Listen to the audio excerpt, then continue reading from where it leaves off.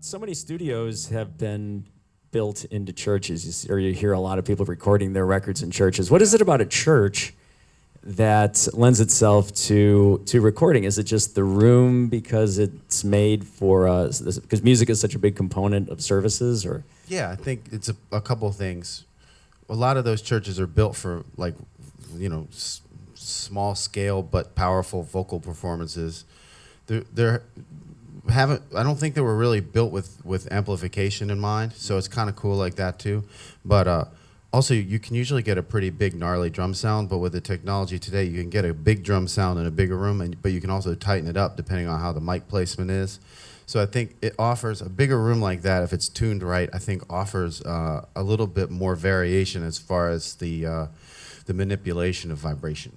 Now, was this the first time you recorded in Nashville? Recorded a record in Nashville? I think so, yeah, pretty sure. Yeah. Yeah, I was thinking, yeah. What made you guys go down to Nashville? Was it the studio and working with Jay? Or? Yeah, it was mostly that. And Jay's super cool because he was willing to use my band, my touring band. And some producers want to just use their own people. And it was a big thing for me to bring the guys,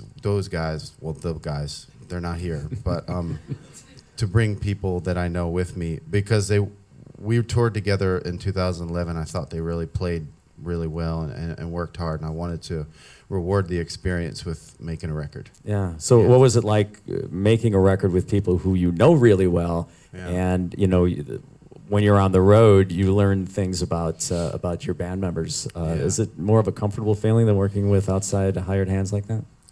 I don't really. I've had a good time working with people I didn't know too. Like on the third record that I made, I got to work with James Gadsden and Spooner Oldham and Pino Palladino and Doyle Bramhall III, and they were great. Like, they're just awesome guys. Yeah, but they were also real sweet, So it's not like, oh, well, you're a musician who gets hired and you're not nice. Like, they were real sweet.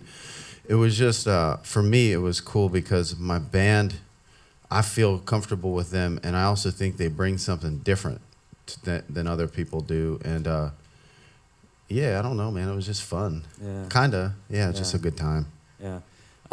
School teaching is in your background, and which means that learning is a big part of what you're about. Do you learn something new every time you make a record, and what did you learn with this? I think I learned, every time, I think I'm trying to learn to be a better communicator as far as, like, hey, what's your vision? I mean, I don't really like to say too much. I think that's what I'm learning, too, is to shut up more. That helps. Yeah. Shut up more and play more and talk less, because people don't really want to be told. And music, maybe you can tell people, like, oh, hey, like, I hear it like this, like, play an industrial sounding thing that's from the 19th century. I don't know, something weird, and they can come up with some idea. But for me, it's more about, like, saying less and not being such a jerk. Well, that's a very good lesson. Yeah. I don't think you're a jerk. I don't know if you ever have come across that. I have my moments. Okay. Well, congratulations on the album. Thanks, man. Mountains of Sorrow, Rivers of Love. Very topographical title. Rivers of Song. What did I call it? Rivers of Love. I did not get that title right. It's very difficult. Sorry, we can make one for you especially. Yeah, please do.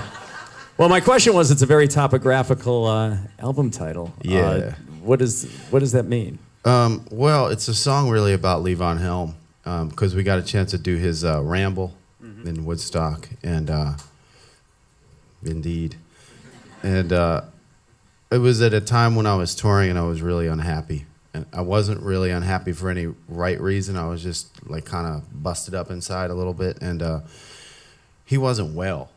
He was real unwell, and he got up and played amazing and with love and just giving, like, generous spirit, and I left there and felt different. It wasn't immediate, but I felt really different about what I was supposed to be doing, like how I'm supposed to approach these shows and what I can give to everybody here and what he gave to me. And so the song is basically about, like, people who run that road. Yeah. Yeah, and on the album, Patty Griffin helps you with that song. It's really beautiful. It's a beautiful song. Thanks, man. Yeah, Patty's awesome. We finished the song, and Jay Joyce had worked with her before on Flaming Red. You know that Patty Yeah, Griffin album? And her piano it's all over the record. She left it in his studio. It's real beautiful. And I asked him, I said, you know, if you think she might sing on that song, that'd be great. Because I was listening to her a lot when I was down there. And yeah, so it worked out good. Well, when the record comes out in October, you're following it with a big tour, and you're coming back to Chicago to play at the Chicago Theater. Yeah. And it's there's a cool thing about the tour in that there is a charitable component to it with an organization that we've talked about before, and something that's really big for you, and I think for especially for the people who you perform it for, Musicians on Call. Could you tell us a little bit about that? Yeah. So I think 2005, I started working with Musicians on Call, and what it is an organization who essentially, like, I'll go and play bedside for people in hospitals who aren't well enough to leave. And I've had some incredible times with folks. I played, this one time I played Up Above My Head, you know, Sister Rosetta Tharpe, Up Above My Head, I hear music everywhere. And I was just doing it. Because, you know, sometimes they say, oh, well, this man only really likes church music. So I go, well, I only know one church song, so that works out good. So I played that song, but I don't know all the words to it. So I was like, you know, doing it. But he couldn't move at all. Like, he couldn't really even move his head. He was really incapacitated. It was a veterans hospital. And he was probably in his 70s. And I'm singing a song, and I'm through, like, the second verse, Up Above My Head, da, da, da, da, da. And I just, you know, I finish, and I'm like, all right, that was cool. And he kind of goes like this. He goes, you missed a verse. And he sang it.